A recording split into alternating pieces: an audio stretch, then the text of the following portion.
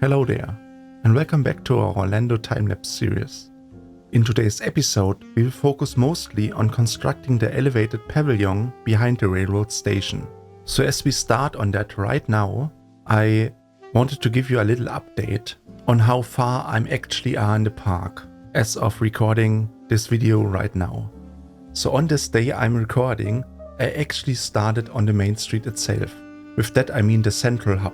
As you can guess, this central hub is very important because pretty much everything is depending on that perfect layout. And so I'm in this layouting phase right now, not only layouting this hub, but also the surrounding buildings. And when I started on that today, I had this same kind of feeling that I had 7 or maybe it's now even 8 years ago when I started with the Anaheim Park. And it's really weird a little bit and also creepy almost that in this process of creating this main street basically a second time, although it's not the same park, but still those same principles and concepts of recreating a theme park, they are coming back, you know, and also the same approach or workflows are coming back. And especially the muscle memory is a little bit creepy because when I build now something, I do not even think about it anymore. It's just this autopilot. So when I construct something like this window, this little Erker element, you know, I look on the reference image and at that point already, I know how to construct it, you know. It's it's just very weird for me to describe that. It's like knowing already which pieces to use in beforehand and also how it will look later on in the game. So it's not only knowing the game mechanics in and out.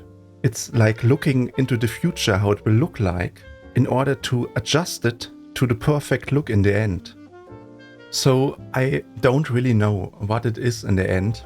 Maybe it's just the sheer amount of time and effort that gone into the prequel, or maybe it's something different, I don't know. But what I can state here is that it just works, you know. And I'm very happy, of course, that it works, because it will mean that we make good progress over the next weeks and months, and hopefully we will have much more progress in a shorter time than in this 8-year-long project of the Anaheim Park. But maybe let's come back to the topic, and that was just to tell you not only where I'm at currently at the park right now, but actually what I built so far until now. And that is of course not only the railroad station. It's the pavilion that we built today, then it's the pavilion that is directly in front of the railroad station. Basically it's this little canopy where you stand when you wait for the railroad. You also have this very iconic sign that says Magic Kingdom, of course. So everything there I built already. Then on the esplanade in front of the station we have this big entrance plaza where you have also ticket booths there, and basically this whole situation, not only how that is layouted, but also how it's built. And then I started on the ferry boat station. We have this little pier that goes over the water, and on top of it you have this pavilion where the people basically come from the ferry boat and then they will move on to the park itself. And something that I discovered when doing that, I mean you will see it later on anyway, but I might can extend on that because it's pretty vital. So most of the esplanade, you have very large paths there, and they have also a very discrete angle on them, how they are angled there. And the most important ones I placed down, but there are some places where I'm not completely certain how much they are angled.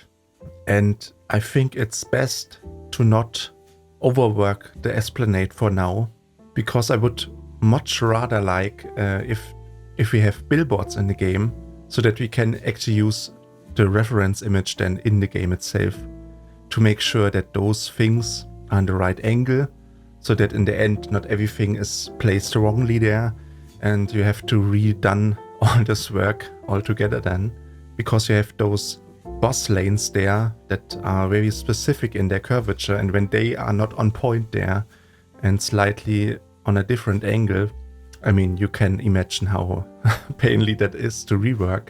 And not only that, but it's also the fact that the monorail station on the left is not only angled, but also elevated there.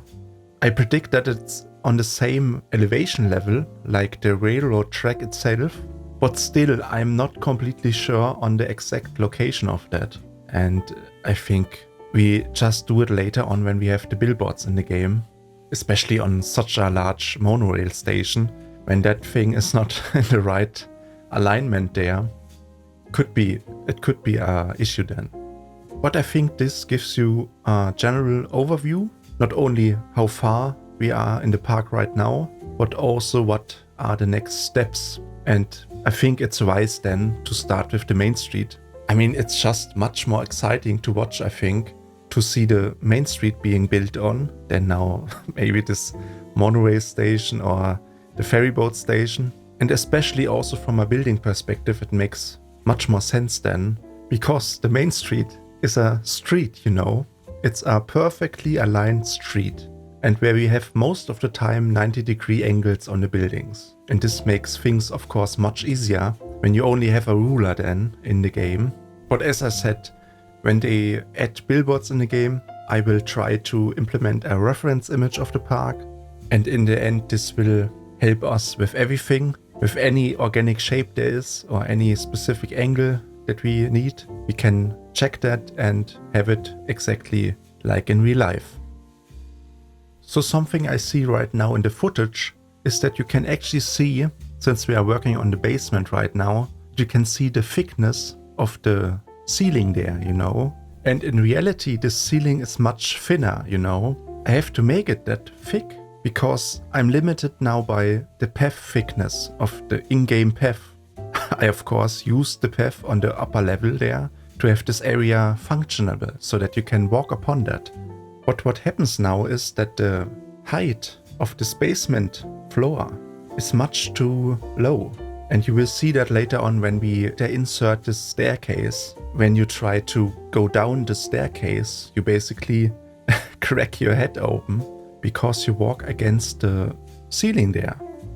So I was a little bit reminded about Planet Coaster 1 here, where we had the same issue. But I think now this problem becomes much more apparent because you have the functionality of scaling something down to make it actually in the right scaling like it is in reality. And apparently when you do that, we get problems like this here, where the general overscaleness of the game becomes this issue here. And I mean, it's not only the overscaleness, it's just the lack of the feature, you know. I mean, you could easily fix this if you just would implement a texture that is invisible and apply it to those paths. So for this specific instance, this could be the solution here, you know. I mean, since the beginning in Planet Coaster 1, we always had those little limitations in the game, you know. I might not hate them, but I just found it very inconvenient that, you know, the player who plays the game has to figure out something, basically think around the box to make a certain feature in the game, to exploit it in such a way it works for whatever they want to create, you know. And I mean, there are also very cool YouTube videos right now where people show you very interesting and helpful tricks on how to exploit basically those in-game mechanics in the best way possible to make something work. I mean, that is absolutely insane what people can achieve in that way. But still, I find it a little bit odd because normally if you implement something as a feature, I would try to design this feature in the most simple and efficient way possible, whatever this feature may resemble, so that it doesn't lack any kind of core functionality that you would assume that it has. But I think there is something much more deeper, you know. And I don't want to blame here anybody, because when you develop a game, I think it's unavoidable that you have there some features that you are implementing and you develop them to the best of your ability and to your experience. And that's the key thing here. If you don't experience a certain issue, then you of course don't know about it, that it even exists in the first place. And of course, if you now suddenly don't have only 5 or 10 players, you suddenly have thousands of players. They of course see much more in a much shorter time. And everybody of them has a different opinion. There are different types of players. And also it's a different perspective here. When you are a game developer, you have to earn your living with that job, So you might not care about certain features and just call it off as good to go, But if you are now a player who paid for the game to have fun in the end, who has a different expectation level there, it's a different story then. And that's why I think that this is not the fault of the developer, it's just a natural issue that comes along when you develop a game, suddenly release it, and thousands of people who play your game then, they encounter of course much more things in a short time. And that is maybe to a certain extent, I will say, the thing that happened here. And when something like this happens, there are usually 3 choices you can make as a developer. The first one is take the money and run. The second is that you do nothing and deny that any of that is true. And the third one, and the right one, is that you make an honest reply and make a schedule how to fix all of those missing features and how you are going to implement them into your game in the future. And that's the right path to go. And I like that Frontier is doing that. Because in today's modern world, it's normally not like that. Most studios would just block off everything and deny that any of that is true. And mostly those studios are also the biggest ones, because they have a certain financial plan behind that, where they just develop the same game over and over and over again each year.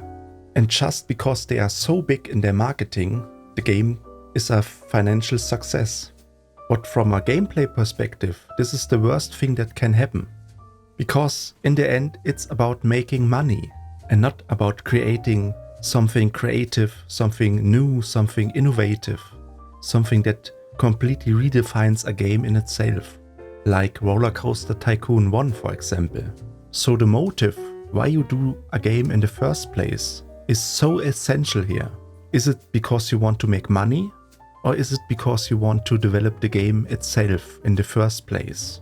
I don't have anything against making money with games, but if that is the core reasoning why this game exists in the first place, you do something wrong there. And that explains also why you see so many mobile games out there where you can clearly smell that it's all about making money with those games through the microtransactions. I mean, that is just the worst example, right? So in the end, I would much rather play a game that might not be perfectly developed and where still key features are missing than to play a game that exists out of the sole purpose of making money and to be a cash grab. And that is what I like so much about Planet Coaster. Despite all the flaws and those micro features that are still missing, the initial motive why this game exists is to build your theme park. It's about the game itself, And I feel that this motive, this true motive, why there is something in the first place, is kinda missing in today's world, or it becomes less of a standard. And with that, the quality of this product, whatever it is, gets lower and lower and lower. And you will see that in movies today, in books, in music, pretty much everywhere where you have to sell something, And the root of this issue, I think, is just that you can get away with that, Just release it as it is. Let's make money. And that is why it is so crucial for people to stand up and to express their opinion, what bothers them, what is not right. And that's what critique is for, Without that, we would see that the quality over time will decrease. So to end this little topic, I want to encourage you. If you see something in your life where you suddenly see that the motive is not from the right perspective, then please point it out and make a critique about it and let people know. Because the more people know, the more social pressure lies onto them. and it will eventually lead to a better product in the end.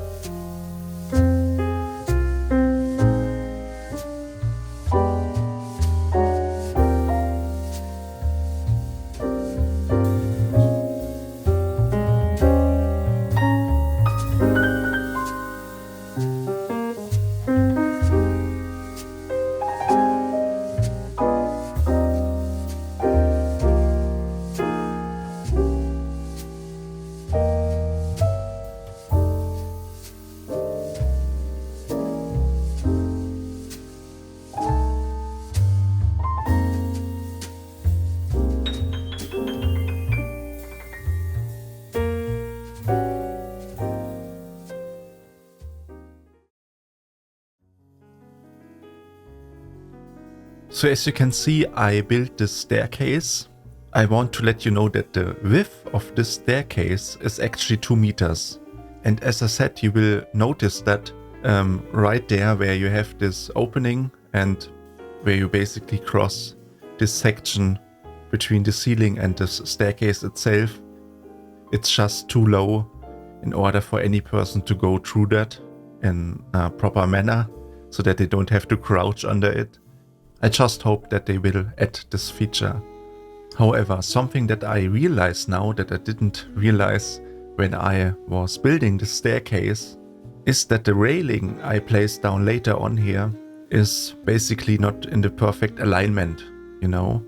It's currently aligned pretty much parallel to the angle of the staircase itself, but in reality those segments of the railing, they go straight down, so they don't follow this angle. And that's of course something people mentioned under my videos, and I will of course fix that, and because it will look so much better, I think. Yeah, sometimes when you are building or you are in this kind of flow state, I talked multiple times, sometimes you completely ignore something like that. And it's so odd because it's so apparent if you look a second time on it and you say to yourself, how in the hell could I forgot about that essential piece or thing or whatever it is? You look on the reference image hundreds of times, but suddenly it's completely not there, you know? And it happened multiple times, thousands of times. And that's what I like about this time-lapse series, because I can, in that way, review also my own work here, and I can see all those things. And I see also my mistakes I make. And I think that's pretty important here, since I think if you review yourself, your own creation, only in that way you can make it better in the end. I think that's generally a good habit to do in all sorts of things you do in your life, you know. So as you can see, I not only layouted now the outer contour of this pavilion structure. Now you have also the support structure on the left and right, where you have those columns, and I followed basically there the same rule that the two atriums on the right and left of the railroad station are following. I really like this ceiling that you have there, this cascade ceiling, and where you have those bulb lights also. And in reality you also have those circular ornaments there that I skipped now, since again I try to wait for another piece there maybe in the future. And later in the episode you see me also building those two arcs on the side, and where we later set those class sheets in when they get added to the game in December. Very recently they streamed about that, about releasing this free update on the 16th of December, and they showed those class elements, you know. And it's basically those class sheets, also in different sizes I think, that has this border or this frame around it that you can also color as well. At first I was a little bit afraid that they attached that onto the class sheet itself, but I think it's recolorable, and so you can probably hide that with the color. And it's also great to have that option there, to have this frame itself there. And I'm also very interested about the roughness on those class sheets, since they didn't show that actually, so we don't really know how shiny or how. So imagine you have them now inside those atriums, and you look from the side, and the reflection of the sun is of course bouncing onto them, and you have this appearance that they glow, and you have this bloom effect. And depending on the roughness, you get very different effects there. So I'm very curious how this will look later on. So as I said, the floor is way too thick right now. Maybe in the future when they add another feature where you can remove this thick base plate basically, or just make the path invisible, we can correct that then of course. But other than that, the staircase that I later install there fits perfectly. The only thing, as I said, is when you walk down, you basically walk against the ceiling there. And at least for now, I think we will skip the interior of the basement. I don't think it's so necessary right now to have that. And if we get this feature, of course, then we do the interior. I mean, it's again this thinking about being efficient and to make progress. And I think it's wise not to overdo some areas that are not so necessary, especially since we are still in the very beginning of this project. And therefore it doesn't make that much sense to focus so much on something that is so minor, I think. And there are far more important areas to be worked on right now.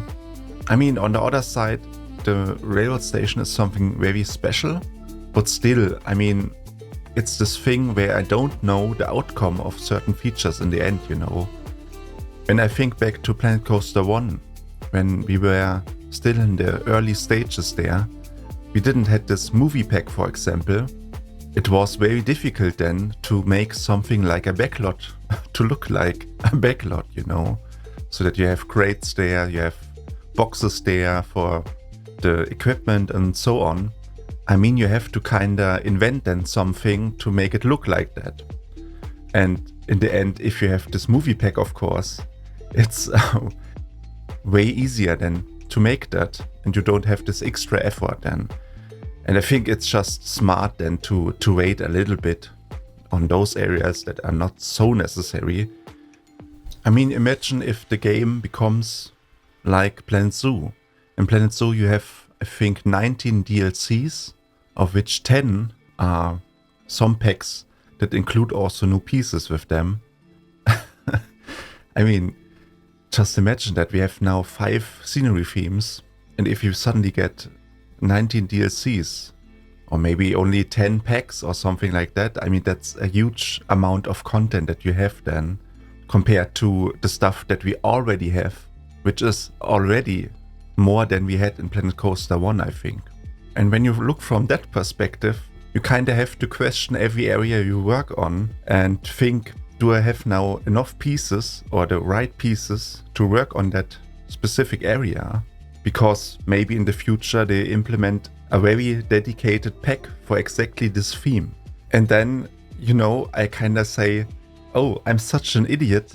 Why did I focus now on this area, build all those pieces, and I could instead use now those pieces that fit even better on that. From that perspective, I think it's the best to start very naturally with the main street, because it's the most classic and generic one, I would think, where you don't have to rely too much on very custom scenery pieces, You can oftentimes use art pieces there, and where you don't have to rely too much on those very specific ones. For example, if you build now Big Thunder Mountain, where you need a lot of wooden pieces, or Haunted Mansion, where you need animatronics and spooky stuff, that we currently don't have really in the game.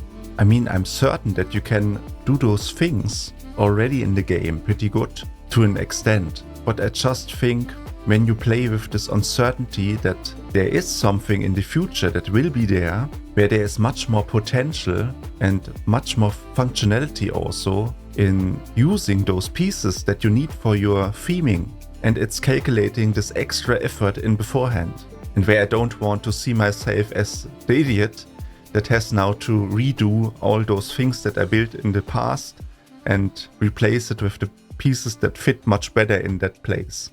But if I knew it in the first place, then I wouldn't have this conflict there. I mean, I recently thought about Adventureland, and I thought, how are we going to do that now in the sequel?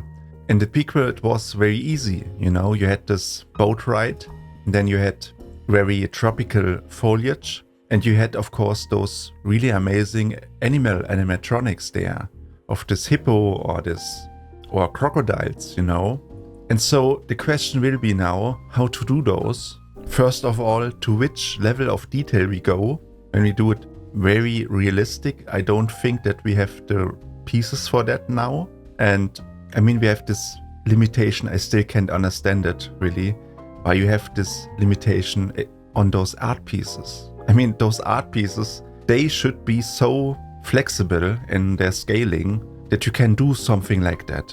And if you, of course, do it to scale, like in reality, I don't think you can do it right now. If you didn't have to bother about the scale, I think you could do it with art pieces pretty easily. But then your crocodile or your hippo would be 20 meters big, and that's just the problem here. So I hope that they will remove this scale limitation on those art pieces. This will allow us to make great detail in general in the game without going completely nuts. And that's also what I don't like. If you now suddenly include all items to this scaling range of 10%, then you go absolutely mad, okay? But in general, it would make much more sense to have those art pieces without limitation in their scaling to actually do art. Maybe that's also the reason why they are called art pieces in the first place. To be able to create art with them. And for that, I need to go into detail. And when I go to detail, I want to make it, of course, in the right scale. that the scene it resembles makes sense in the end to the proportion of the people that are living in this world. But yeah, I could rant endless here. I don't think it will help us in any way. I just wanted to tell you a little bit about an idea I had for maybe the last 6 months or so. Pretty much since the beginning they leaked something about this Planet Coaster 2 game. At first I thought, okay, so Frontier, what are you doing? You first make a Planet Coaster game, then you make a Planet Zoo game, where you can build your zoo, right? And then why suddenly you develop Jurassic World, a park simulation where you can have your dinosaurs there. And I thought, why do we have those 3 games? And now they announce, of course, a new game. And I still had a little bit hope for that idea that they might release a game that would bring all those 3 games into one single game. And I thought that it makes so much sense since they always talk about the planet games, that they call it Planet World or something like that, where you have pretty much all of the good stuff, of not only building a theme park, of not only building a zoo, and not only building a park where you have now dinosaurs actually wandering around. And why don't you, if you have so much potential there, just bring everything together in this new park sandbox framework and bring all those 3 genres together to have this ultimate park simulation game, where you not only have now your coasters, you have in the background your zoo with animals there, and the people that ride your coasters later go through your zoo and watching your animals strolling around there. And suddenly, out of nothing, there's coming a Tyrannosaurus Rex, I mean, how cool that would be, right? But I think there's just so much potential there to bring those 3 things together, and they perform this unity. And you had so many benefits also there, because you now would develop one single game that covers all those areas. I mean, it's maybe a huge work to do. You could extend this game over 10 years easily and build this framework, extend it on all axes, and make, of course, your DLCs. And I'm sure people would buy that even more, because you have not only theme parks, you have zoos and you have dinosaurs. I mean, those 3 things in itself, they get even bigger and stronger when they are combined, And then you would also not have it like right now, where people are in fear, and I mean with that the Planet Zoo players, that you won't develop the game anymore. And for that it would be the solution, bring those people into this game. Bring players from the Planet Coaster franchise, from the Planet Zoo franchise, and also from the Jurassic World franchise into this one framework that you can extend endlessly. I mean, just imagine the whole pool of items to be available of both games, and with the ability to scale them. You have so much creative freedom just there. So instead using our animatronic for Jungle Cruise, we could actually just plop down some realistic animals there, and they live there in their little enclosure. So in the end, I very much doubt that they will go into any direction of that, but still I think it would be just so great when it's properly done, and it would set a milestone in the game development, I think. And it just makes so much sense in the end, because it's the natural progression from a coaster game to a zoo game to a dinosaur game, and now bring everything together after that. And you may say I'm a dreamer now, but we need that mentality, that everything is possible, that there is something that is not there in the first place. And that is what makes games really great, to do something that was not there in the first place. And I think here you have an example where this could turn into reality if you work hard enough on it. To end this topic, maybe yourself, as you're listening to this long monologue all the time, maybe you have yourself an idea, or maybe also a completely different approach how you look on those things, and I would like to know your opinion about that. So please write it into the comments. I'm most excited about that. So let's see, what are we doing here actually? What are we building? And I see that we're building on this floor.